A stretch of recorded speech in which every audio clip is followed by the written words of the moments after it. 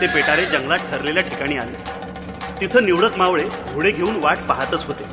अशा तऱ्हेने मराठ्यांचा राजा औरंगजेबाच्या मगरमिठीतून सहज पसार झाला.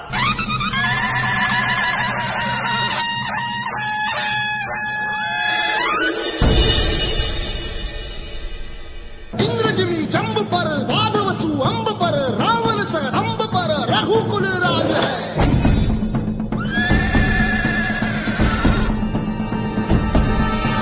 पौनबारी बाह पर संभुरती नाह पर जो सहस बाह पर राम द्विज राज है.